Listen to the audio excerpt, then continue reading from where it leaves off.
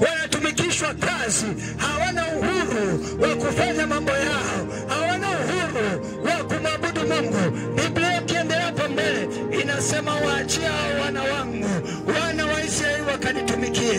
Nasema wewe Mungu akikuangalia hapo, anaona wewe ni mchungaji mtarajiwa. Mungu akikuangalia hapo, anaona huyu mbona anaweza kuwa mbunge, anaweza kuwa diwani mzuri, anaona huyu anaweza kuwa na ndoa njema, lakini pombe imemshikilia. Huyu anaweza kuwa na ndoa nzuri, lakini uzinzi umemshikilia. Huyu mbona anaweza kuwa baba mzuri, anaweza kuwa baba mzuri, lakini tatizo ni pombe tu. Huyu Yesu anaiona thamani yako, anaijua thamani yako. Leo tumekuja hapa tukwambie, swala la kuokoka ni swala la Mungu na wewe, ni swala la Mungu na wewe, sio swala la dini. Hatujaleta dini, tumekuja na neno la Bwana. Inatuambia ukimkiri Yesu na kumwamini ndani ya moyo wako ya kwamba Mungu alimfufua katika wafu, unaokoka. Unaokoka. Amen. Kwa hiyo swala la wokovu lilianza leo, lilianza tangu kipindi kile cha Agano la Kale.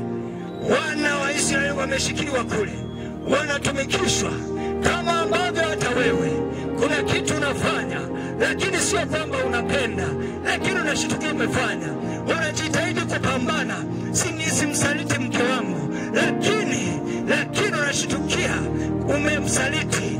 Unawaza kabisa, mimi kwenda kwa waganga wa kienyeji sio vizuri kabisa. Yaani ingawa unajua kabisa sio vizuri, lakini unashindwa kujizuia, unaenda kwa waganga wa kienyeji.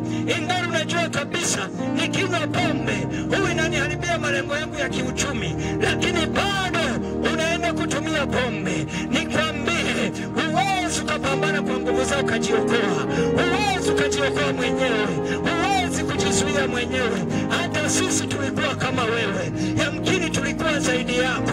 Mungu anasema alimleta Yesu pekee. Ukimkiri na kumwamini, huyu anaweza kukuokoa.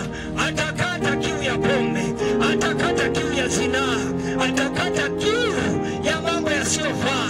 Huyu ndiye atakaye kubadilisha. Utaogopa wachawi tena.